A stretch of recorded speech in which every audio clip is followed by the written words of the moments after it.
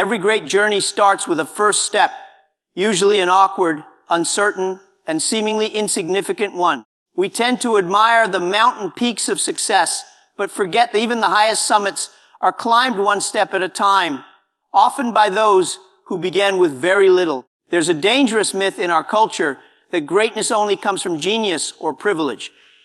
That's not true.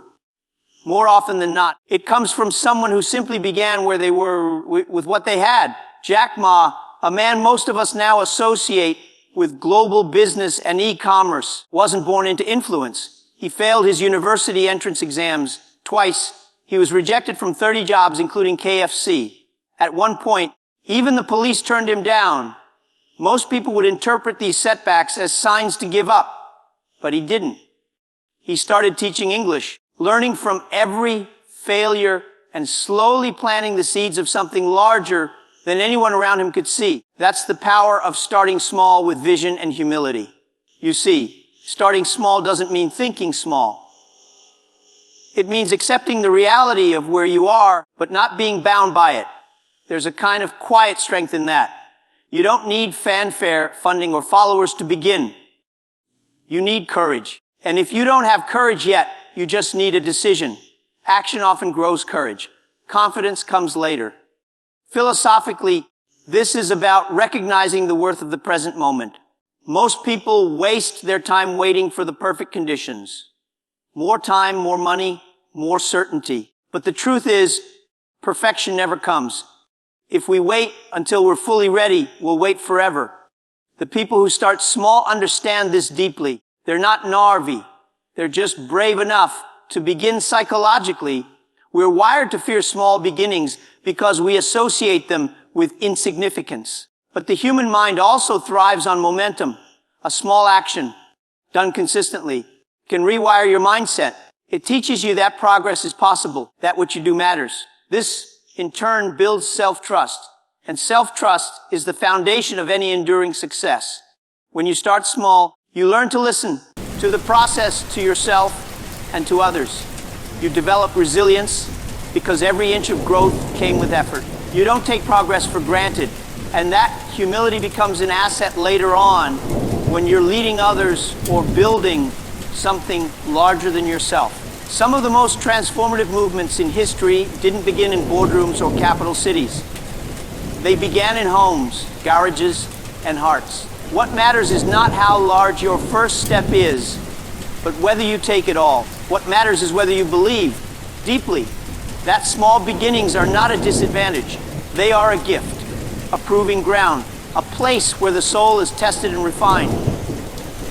So if you're waiting for more before you begin, stop waiting.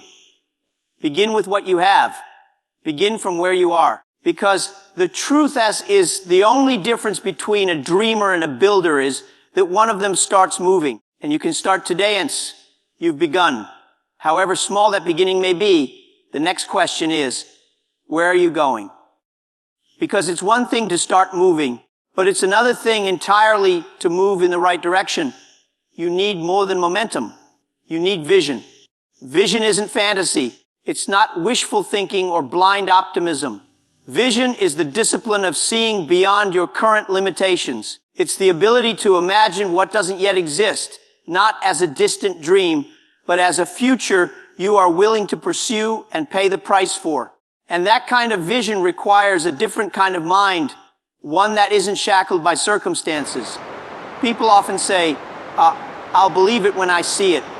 But those who build anything worthwhile live by a different creeding, I'll see it, because I believe it. That belief isn't rooted in delusion, it's rooted in intention.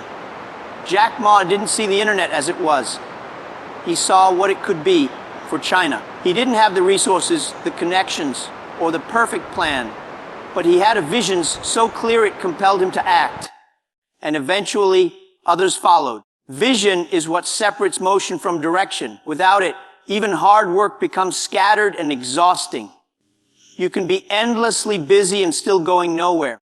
That's the tragedy of many lives today. Not a lack of effort, but a lack of clarity. And the reason vision matters so much is because it becomes your compass when things get difficult. It keeps you anchored when the winds of doubt start to blow. From a psychological perspective, vision provides meaning.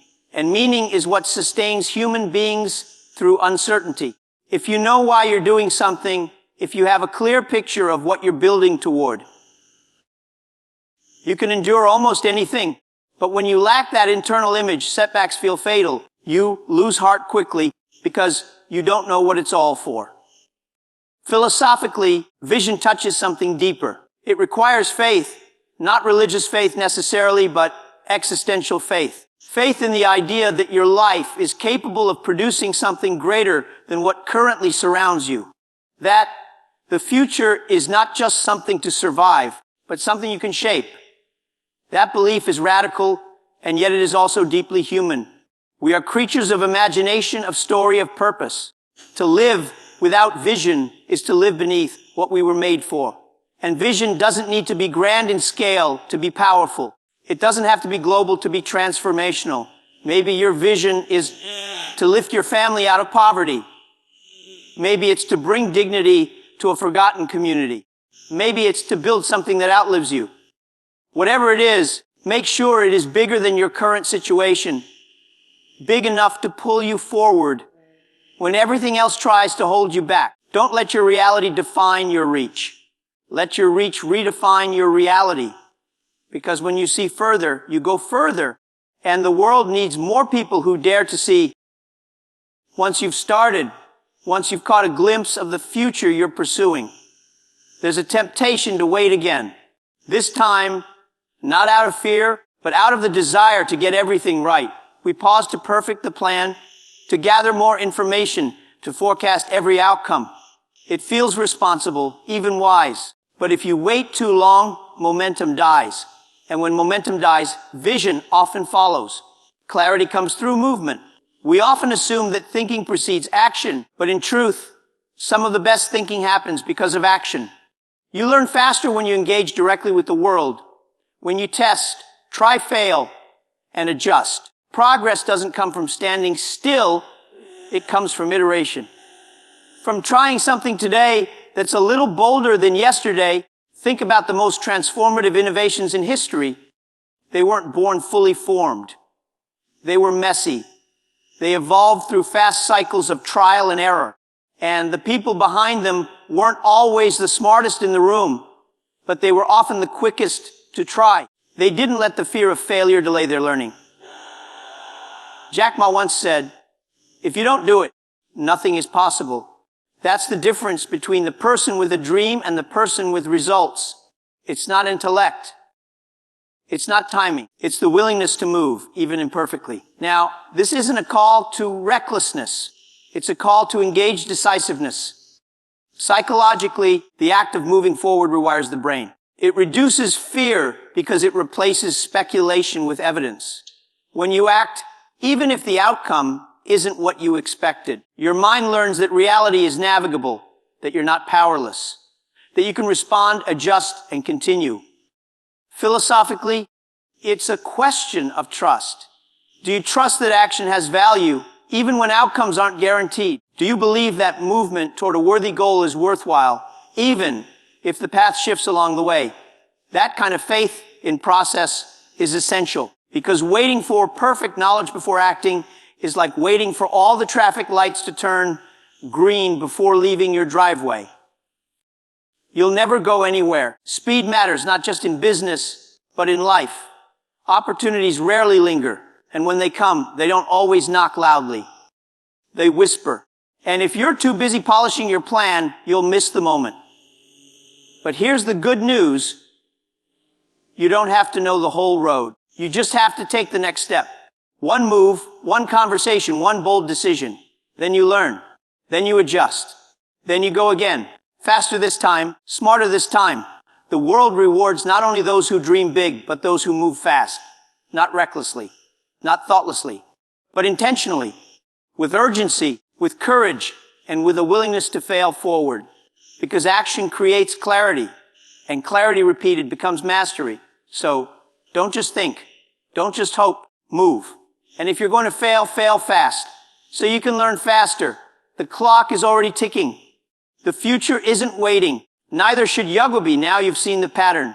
Start small, think big, move fast. But there's something else you need to understand if you're serious about lasting success. It's this: the road will not be smooth. You will face resistance. You will fall short. Things will break. People will doubt you. You may even doubt yourself. That's not a flaw in the journey. It is the journey. We've been trained to chase perfection. From a young age, we learn to avoid mistakes, to fear being wrong, to hide our flaws. But real growth, meaningful, lasting, transformative growth doesn't come from perfection. It comes from persistence. From the ability to get back up again and again, even when it's hard, even when you don't feel like it, even when the finish line still feels far away. Jack Ma, as we've discussed, didn't succeed because he had the best business plan or the most flawless execution. He succeeded because he kept going. Rejected from schools, turned down by dozens of employers, criticized, mocked, misunderstood, and yet he kept building. Not because he was certain of success, but because he had the grit to endure discomfort and keep adapting. Psychologically, we are wired to avoid pain. Failure feels painful. Embarrassment, rejection, stagnation, they sting. But avoiding the discomfort robs us of growth. The truth is, persistence rewires our relationship with failure.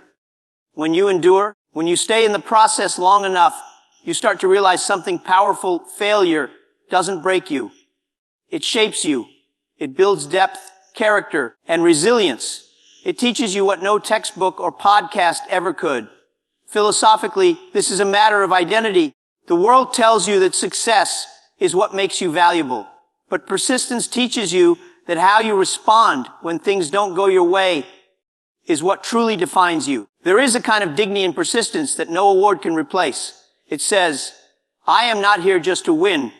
I am here to grow. I am here to endure. I am here to finish. You won't always feel inspired. You won't always feel confident. That's okay. Persistence doesn't require perfect emotions. It requires committed decisions. Showing up, taking the next step, staying faithful to the process, even when the results are delayed, especially then. And the irony is, it's this very persistence that produces excellence, not the kind of hollow excellence that from chasing approval, but the kind of grounded excellence that comes from real effort forged over time in the fire of adversity. So don't wait for perfection before you begin. Don't stop when you fall short. Don't expect a straight line. Expect detours. Expect delays. But never confuse a delay with a dead end. You are not here to be perfect. You are here to become strong. And strength is built in the staying. We've talked about persistence, about staying the course when it gets hard. But endurance on its own isn't enough. At some point, you have to build smarter. You have to evolve. And in today's world, that means embracing the tools of the time. It means learning to leverage innovation, especially technology, not just to keep up, but to create new possibilities entirely. Now, let me be clear. Technology by itself isn't a solution. It's a tool, a powerful one. But it doesn't replace vision, grit, or character. What it does do is multiply them. It accelerates progress, amplifies reach, and removes barriers that used to take generations to break down. And those who understand how to harness it, those who learn how to use modern tools with timeless values, are the ones shaping the future. Jack Ma didn't invent the internet, but he saw its potential. He realized that even a man without technical skills, without political power or elite credentials, could use this new tool to connect people and build something global. Alibaba didn't grow because of perfect code. It grew because someone had the courage to apply new technology to an old human need: commerce, connection, trust. This is the lesson. You don't have to invent the next breakthrough. You just have to adapt to it, wisely, quickly, and with purpose. Psychologically, resistance to innovation often comes from fear. Fear of being left behind, fear of not understanding, fear of losing relevance. But the mind is more adaptable than we think. You are capable of learning far more than you give yourself credit for. The challenge isn't usually intellectual. It's emotional. It's the discomfort of feeling like a beginner again.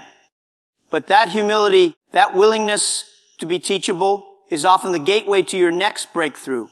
Philosophically, this speaks to the nature of progress. Human beings have always used tools, from fire to wheels to satellites. What makes this era different is the speed. Technology is evolving faster than most of us can emotionally process. But the principle hasn't changing tools serve people, not the other way around. And the people who lead the future will be those who refuse to be intimidated by innovation and instead ask, how can this help me serve more? Build better, move further. You don't have to be a coder. You don't have to be an engineer, but you do have to be awake to the moment you live in. Use what you have. Learn what you don't. Don't let a lack of familiarity become an excuse for inaction. Because in this age, the distance between idea and impact has never been shorter. You can speak to thousands with one post.